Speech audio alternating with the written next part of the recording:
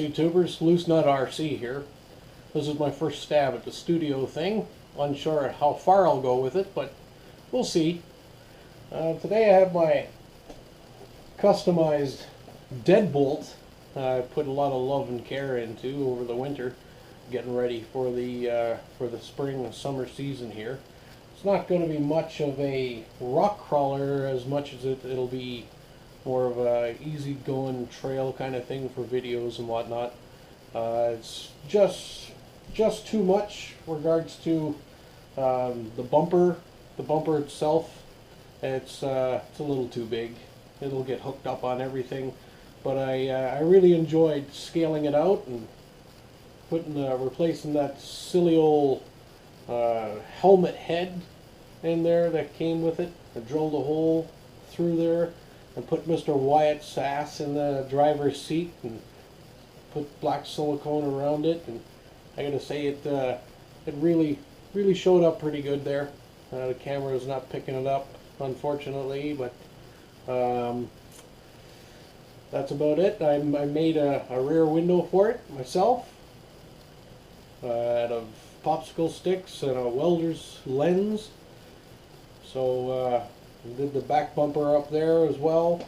Maybe the lighting, the position where I have it is probably not the best, but I gotta say it's quite a little rig. I'm happy with it.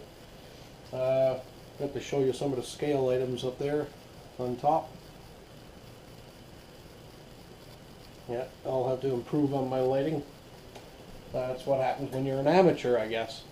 Wanted to touch bases on what I've done with the lighting. Just simple 9-volt battery lighting. You stay tuned there. I'll reposition the camera and give you guys a look at what I've done. Stay tuned. Okay, so we're all set up here. The lighting's a little better. You might be able to pick out there, like I said earlier, Mr. Wyatt is in the driver's seat. Managed to come up with a back window for myself and some scale work. Chopped the back off of it. Put a couple of amber lights up front. Got a new grill coming to fit out for it, and put this little rig here on the back bumper. All right, let's have a look. Use a towel here, folks, so the things are a lot less noisy dealing with the Lexan. All right, so what I wanted to show you, I should have actually, in hindsight, I should have shown you this before I taped it all up. I installed the rear lights, front lights. I picked up or got my 9-volt battery and tested. I tested which ones were positive, which ones were negative, ran them through, and originally what I did, I got my pigtail and I put all the positive wires together, all the negative wires together, and respectively positive, negative on the terminal. You see the two-prong terminal there. This caused the battery to overheat even when it was turned off. So much so I thought it was going to explode.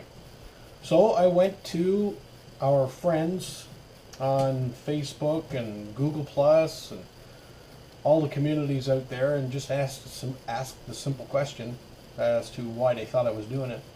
I had all kinds of different ideas, you name it, it was out there. And then two guys just spoke up and texted on Facebook RC group and this is what I done.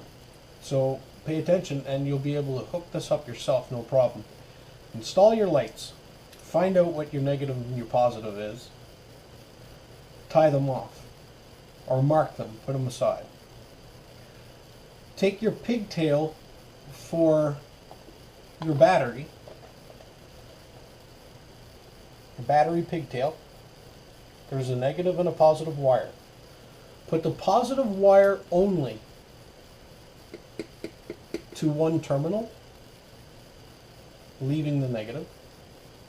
Take all the positive wires, which would be two, I guess, positive wire from your rear, positive wire from your front, tie them together and go to the other terminal. This leaves your negative wires from your lights and the negative wire, single negative wire from your pigtail. Tie those together and that's it. You secure them. Nothing else goes to this terminal. So positive from the pigtail, positive from the lights. Wire your negatives from your lights into the negative of the pigtail. Plug it in to your 9-volt battery and voila, you have light. And just bear with me for 2 seconds. I should have been ready. I will grab a battery. My switch is already turned on.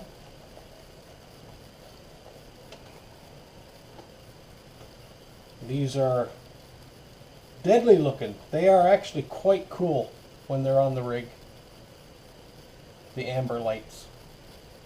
So that's my, and the back ones, I had red lights in there. I messed up. They are red tail lights, but I broke one of the red light wiring. I couldn't get it repaired, so I had to put two white lights in there just to get it right. Unfortunately, now they kind of look a little mauve or pink, but nothing a little bit of nail polish from my wife's or my daughter's collection won't fix.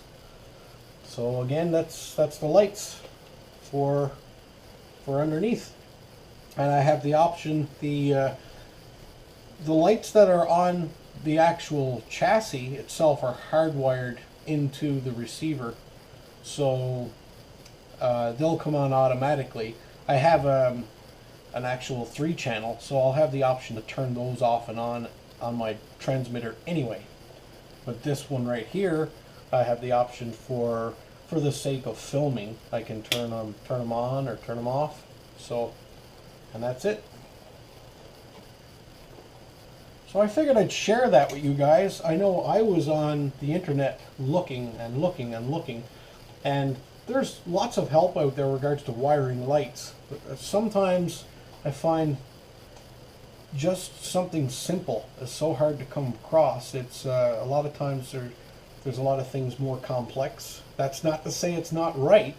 A lot of them are probably more sound than what I have done. But what I've got done certainly does the trick, and I'm happy with it. So that's it for now, folks. Thank you very much for sticking with me on it. Leave a comment. Comments are important, just as important as anything else. It makes you better at what you do, and it helps everybody else. You read a comment that 2 guys are having, or a guy and a girl are having, and sometimes it can be inspirational. So leave a comment. Hit the like button and sub.